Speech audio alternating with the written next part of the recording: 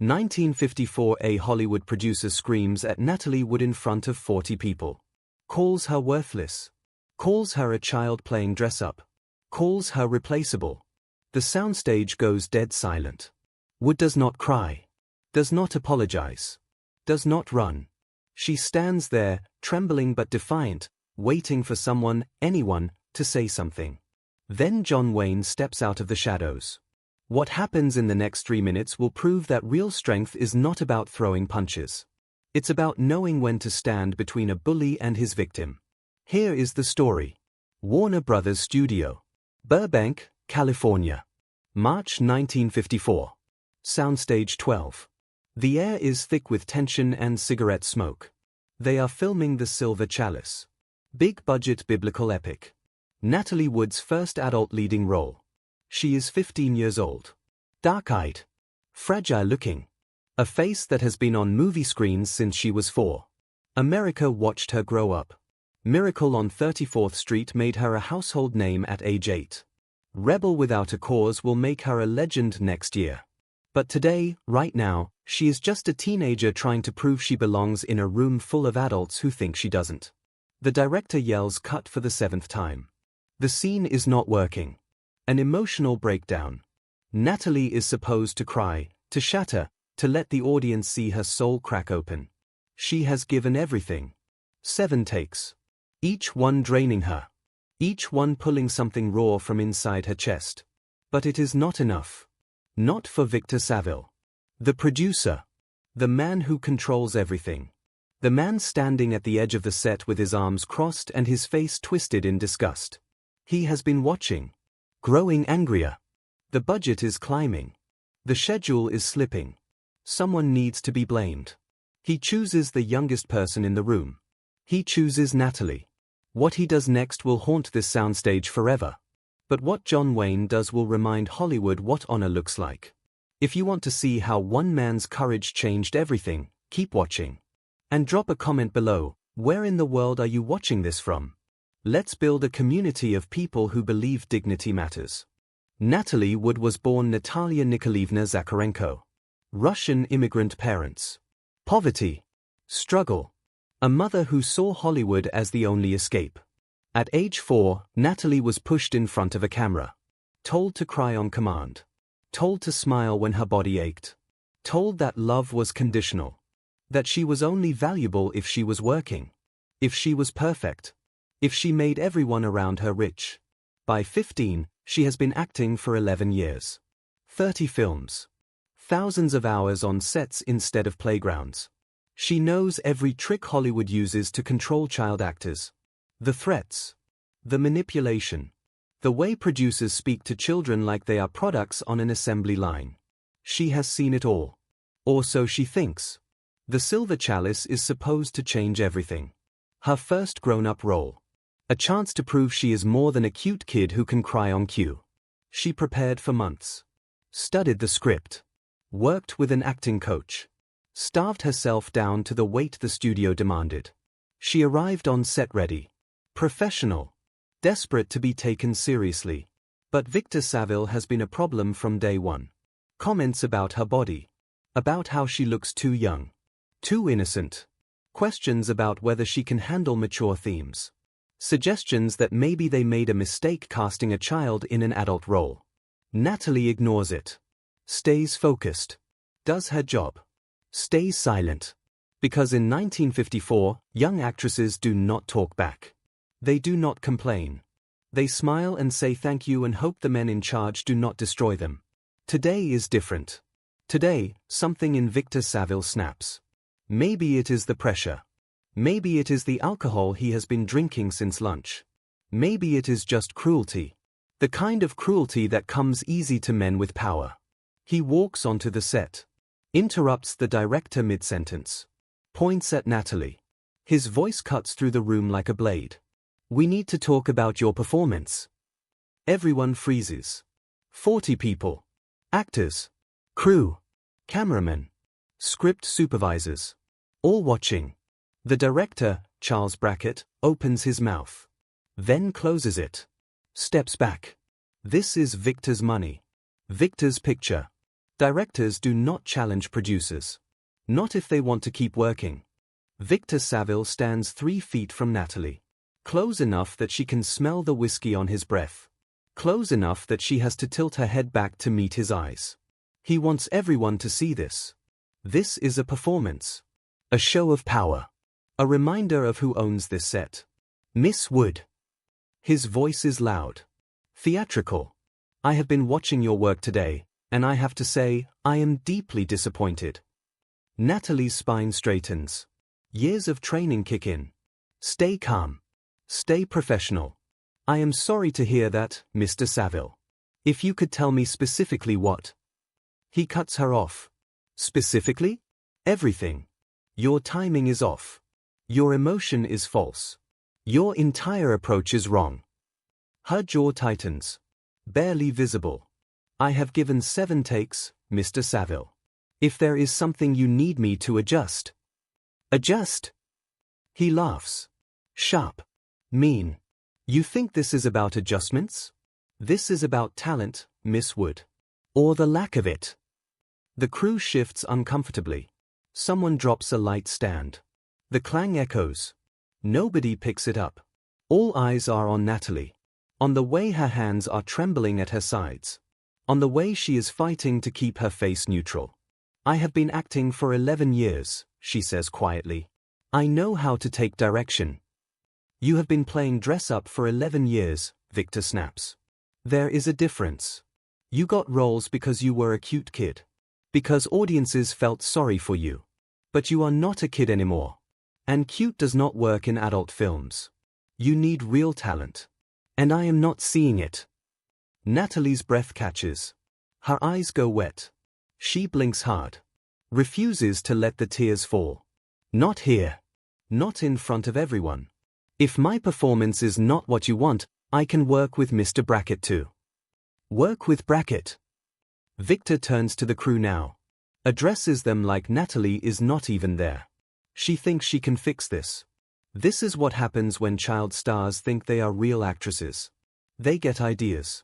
They get opinions. They forget their place. He turns back to Natalie. Steps closer.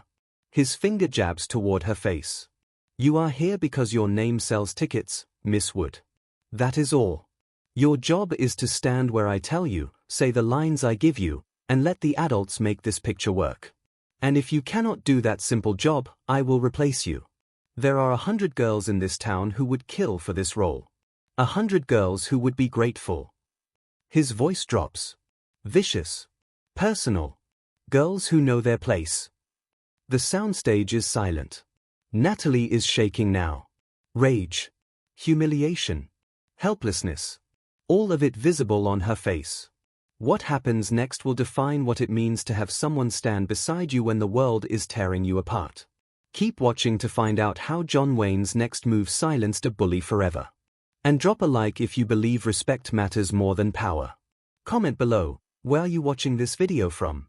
Natalie Wood stands perfectly still. Her face is pale. Drained of color. Not from fear. From something worse. From the realization that she is trapped. That she cannot fight back. That if she walks off this set, her career is over. In 1954, studios own their actors. Contracts are chains. An actress who disobeys is blacklisted. Sued. Erased. Natalie knows this. She has seen it happen to others. Girls who said no. Girls who fought back. Girls who disappeared. So she stands there. Silent. Taking it. Because she has no choice. Victor Saville sees her silence and mistakes it for weakness. It makes him bolder. Crueler. He leans in, close enough that only she can hear, his voice poison. You are nothing, Natalie. Just a pretty face with a famous name. And pretty faces? They age. They fade. They become irrelevant. You better hope you learn how to act before that happens. Then he steps back. Raises his voice for the crew. Now get back to your mark and give me something worth the money I am wasting on you. Silence. 40 people on this soundstage. 40 witnesses. Nobody moves. Nobody speaks. Nobody helps. This is not unusual. Not in 1954 Hollywood. Producers are kings. Directors are generals. Actresses are soldiers who follow orders or get shot, especially young, beautiful actresses who started as children and never learned they had the right to say no. The system is built this way. Keep them afraid. Keep them competing. Keep them desperate for approval. A desperate actress does not demand respect. Does not ask for more money. Does not fight back.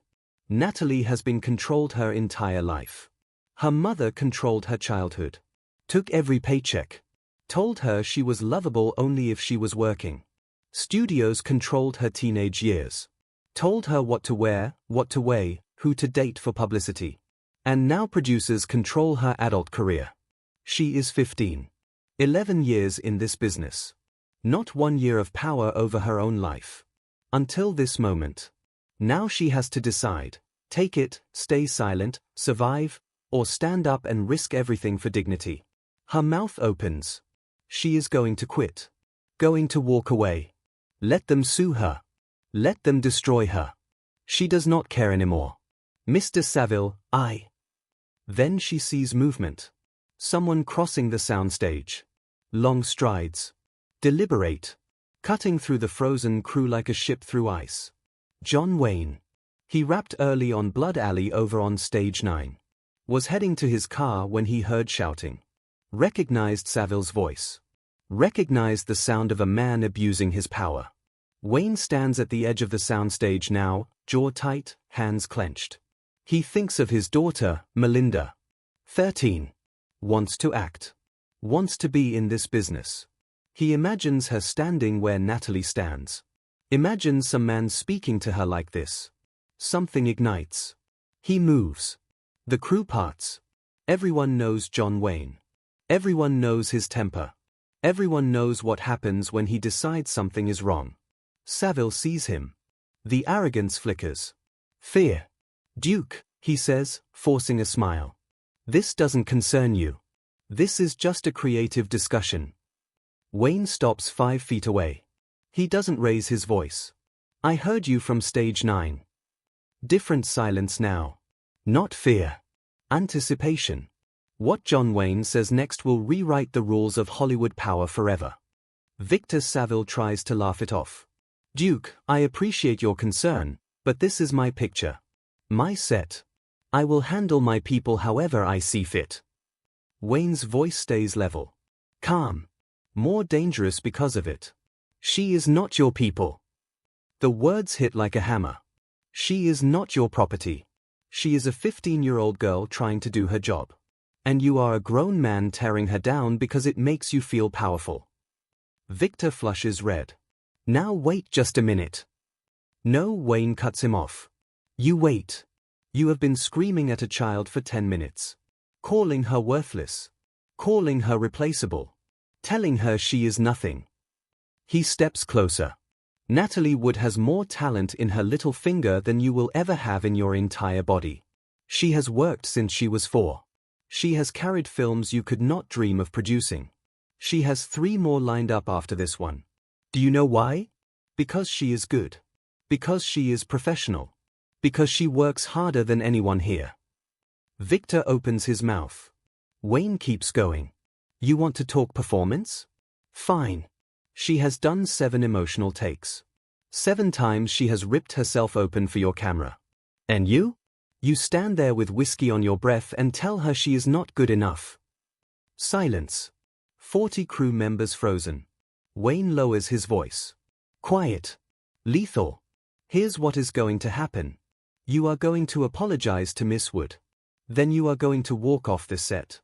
And you will stay away from her for the rest of this production. You will communicate through the director. You will not speak to her. You will not look at her. Victor sputters. You can't tell me what to do on my... I just did. And if you have a problem with it, take it up with Jack Warner. I'll make sure he knows exactly what I witnessed. I'll make sure every reporter knows Victor Saville screams at teenage girls because he can't handle pressure. The calculation is immediate. Wayne has power. Real power.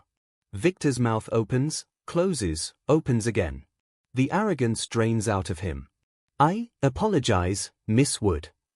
Hollow, but said. He turns and walks out. The door slams. The soundstage exhales. Wayne turns to Natalie. Her eyes are wet. You okay, kid? She nods. You're good at what you do, Natalie. Don't let men like him make you forget that. He starts away. Mr. Wayne, thank you. He glances back.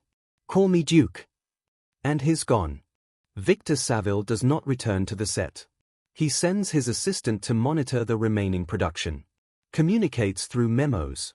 Never speaks to Natalie Wood directly again. Never comes within 50 feet of her. The Silver Chalice wraps 4 weeks later. On schedule. Under budget. Natalie's performance is praised by critics. She does not win awards for this film. But she proves something more important. She proves she can survive. She proves she belongs. When Rebel Without a Cause releases the following year, she becomes one of the biggest stars in Hollywood. 3 Oscar nominations by age 25. A career that spans 4 decades. But she never forgets that day on Soundstage 12. Never forgets the feeling of being alone. And never forgets the moment John Wayne stepped out of the shadows and reminded her she was not. Years later, in a 1976 interview, Natalie is asked about the hardest moment of her career. She does not hesitate. There was a day early on when a producer tried to break me. He humiliated me in front of everyone. Told me I was nothing. I was 15. I believed him. I was ready to quit. Then Duke Wayne walked onto that set and told that man exactly what he thought of him. Duke did not save me. I did not need saving. But he stood beside me. He reminded everyone in that room that I had value. That I deserved respect. That cruelty is not leadership. She pauses. Her eyes are distant. Remembering. Duke taught me that real power is not about tearing people down. It is about lifting them up. I carried that with me for the rest of my life. John Wayne never spoke publicly about the incident. When asked about it once by a journalist, his answer was simple. I saw a kid getting bullied by a grown man. I said something. That is all. Any decent person would have done the same. But not everyone did. Only Wayne. That is the difference between being powerful and being good. John Wayne died in 1979. Natalie Wood died in 1981. A tragic drowning off the coast of California. She was 43 years old. At her memorial service, dozens of Hollywood legends spoke. Directors, actors, producers. They talked about her beauty, her talent, her kindness. But one story kept coming up. The story of a 15-year-old girl standing alone on a soundstage. And a man who refused to let her stay alone. That story became legend. Passed down through generations of actors. A reminder that Hollywood can be cruel. But it does not have to be. A reminder that power is not about control. It is about protection. Today, in an industry still fighting for change, that moment matters more than ever. It reminds us that silence is complicity. That standing up is hard. But necessary. That one voice, raised at the right moment, can change everything. Natalie Wood never got to thank John Wayne properly. But she lived his lesson. She stood up for younger actresses. She spoke out against abuse. She used her power to protect those who had none. That is legacy. Not the films we make. Not the awards we win. But the people we defend. The dignity we protect. The moments we choose courage over comfort. John Wayne was not perfect.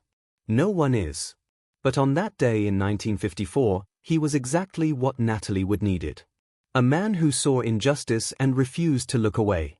That is the measure of character. Not the size of your name, but the size of your heart. If this story moved you, hit that subscribe button. Drop a like. Leave a comment below. What do you think about the day John Wayne stood up for Natalie Wood? Have you ever witnessed someone being torn down and wished you had the courage to speak up? Share your story. Let's build a community that believes in standing up, speaking out, and protecting dignity.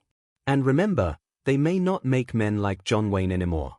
But that does not mean we cannot be the person who stands up in our own world. In our own moment. For someone who needs it. Be that person. Where are you watching this from? Drop your location below.